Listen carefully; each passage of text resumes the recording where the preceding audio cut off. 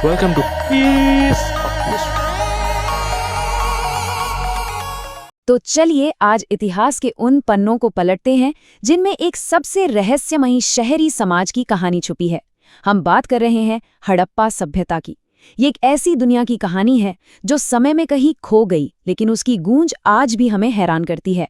यही तो वो सवाल है जो सिंधु घाटी सभ्यता को इतना दिलचस्प बना देता है। सोचिए, एक इतनी बड़ी, इतनी महान सभ्यता आखिर गायब कैसे हो सकती है और अपने पीछे सिर्फ सवाल छोड़ जाए, और एक ऐसी लिखाई जिसे आज तक कोई पढ़ ही नहीं सका। चलिए मिलकर इस पहेली को सुलझाने की कोशिश करते हैं।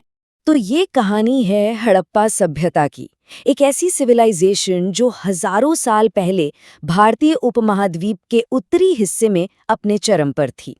और ये सिर्फ कोई गांव या बसावट नहीं थी, नहीं, ये दुनिया के सबसे शुरुआती और सबसे एडवांस्ड शहरी समाजों में से एक थी।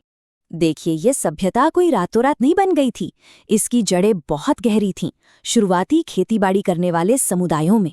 फिर धीरे धीरे ये विकसित हुई और लगभग 2600 ईसा पूर्व के आसपास अपने पीक पर पहुंची। यही वो दौर है जिसे हम परिपक्व हड़प्पा काल कहते हैं, जब इनके शहर सच में फल फूल रहे थे।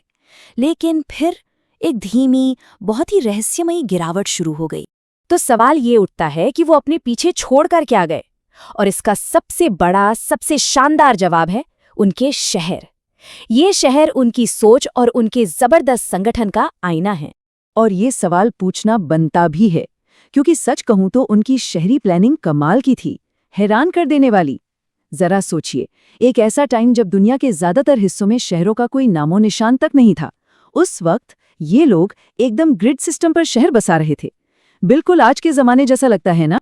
चलिए एक पल के लिए कल्पना करते हैं कि हम एक हड़प्पा शहर में घूम रहे हैं। सड़कें एकदम सीधी, एक दूसरे को 90 डिग्री पर काटती हुई। शहर में घूमना कितना आसान रहा होगा। एक तरफ ऊंचा सा किला, शायद वहां बड़े बड़े सार्वजनिक कार्यक्रम होते होंगे, और दूसरी तरफ लोगों के घर। और जो बात सबसे ज्यादा चौंकाती है वो है साफ सफाई पर उनका ध्यान।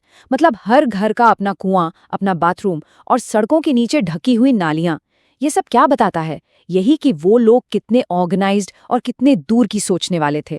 और हाँ, ये मत सोचिए कि ये बस एक या दो शहरों की कहानी है।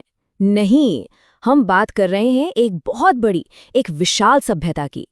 अब तक जानते हैं कितनी बस्तियां मिली हैं? 1000 से भी ज्यादा, जो एक बहुत बहुत बड़े इलाके में फैली हुई थीं। मतलब इसका स्केल जबरदस्त।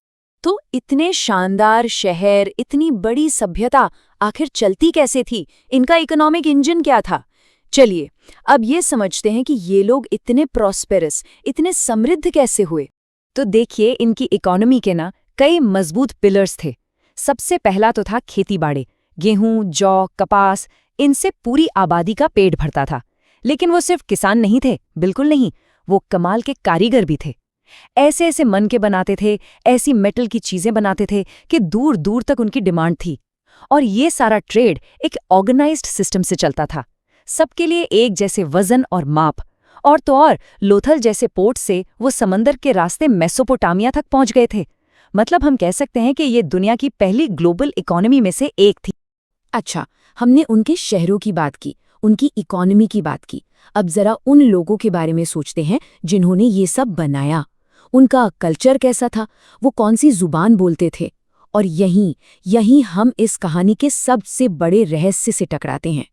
दिक्कत ये है कि हमारे पास कोई किताब नहीं है, कोई लिखा हुआ इतिहास नहीं है जो बताए कि उनके राजा कौन थे या उन्होंने कौन सी लड़ाइयाँ लड़ी। कुछ नहीं। लेकिन हमें हजारों छोटी छोटी चीज़ें मिली हैं जिनमें उनकी संस्कृति की झलक है। जैसे वो मोहरें जिन पर जानवरों की तस्वीरें हैं, देवी देवताओं जैसी दिखने वाली मूर्तियाँ, और वो बेहद खूबसूरत मिट्टी के बर्तन। ये सब चीज़ें ना बिना कुछ बोले ही हमें उनकी रोज़मर्रा की जिंदगी और उनके विश्वासों के बारे में बहुत कुछ बता जाती। और फिर हम आते हैं उस सबसे बड़ी दीवार पर। हड़प्पा के लोगों की अपनी एक लिखने की कला थी, अपनी एक स्क्रिप्ट थी। ये हमें उनकी मोहरों पर, बर्तनों पर मिलती है। लेकिन आज तक कोई भी इसे डिकोड नहीं कर पाया, कोई इसे पढ़ नहीं पाया। सोचिए, उनकी आवाज़ हमेशा के लिए खामोश हो गई है। और यही वो चीज़ है जो हमें उनकी दुनिया को पूरी तरह समझने से रोकती है। सच में ये इतिहास की सबसे बड़ी अनसुलझी पहेलियों में से एक। तो हम वापस उसी सवाल पर आते हैं जहां से हमने शुरू किया था। आखिर ये सब खत्म कैसे हुआ? इतनी एडवांस्ड, इतनी बड़ी सभ्यता कैसे इतिहास के पन्नों में गुम हो गई? देखिए, इसका कोई एक सीधा साधा जवाब नहीं है, बल्कि कई अलग-अलग थ्योरीज हैं। कुछ एक्सपर्ट्स कहते हैं कि क्लाइमेट चेंज जिम्मेदार था, शायद नदियां सूख गईं या बहुत लंबा सूखा पड़ा। कुछ का मानना है कि सिंधु नदी में आई भयानक बाढ़ सब कुछ बहा ले गई। कुछ थ्योरीज ये भी कहती हैं कि समाज के अंदर ही कल्चरल बदलाव आए, या फिर मेसोपोटामिया के साथ उनका जो ट्रेड था वो खत्म हो गया। ज्यादातर यही माना जाता है कि शायद कोई एक वजह थी ही नहीं, बल्कि इन सब चीजों ने मिलकर धीरे धीरे इस महान सभ्यता को खत्म कर दिया। हाँ, और एक बात साफ करना बहुत जरूरी है। वो जो एक पुरानी कहानी सुनाई जाती थी ना, कि किसी ने बाहर से आकर हमला किया और सब खत्म कर दिया, उसके कोई ठोस सबूत नहीं मिले हैं।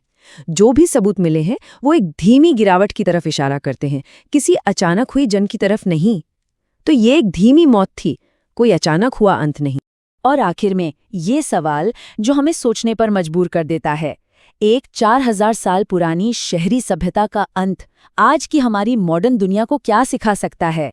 पर्यावरण, ट्रेड, सामाजिक बदलाव, सिंधु घाटी की कहानी, इन सब के बारे में हमें क्या बताती है? ये हजारों साल पुरानी कहानी आज जब हम खुद क्लाइमेट चेंज और शहरीकरण की चुनौतियों से जूझ रहे हैं, तो ये और भी ज्यादा जरूरी हो जाती है, नहीं? ये एक बहुत दमदार सवाल है जो हमें याद दिलाता है कि इतिहास सिर्फ बीते हुए कल के बारे में नहीं होता, वो हमेशा आने वाले कल के लिए एक सबक होता है।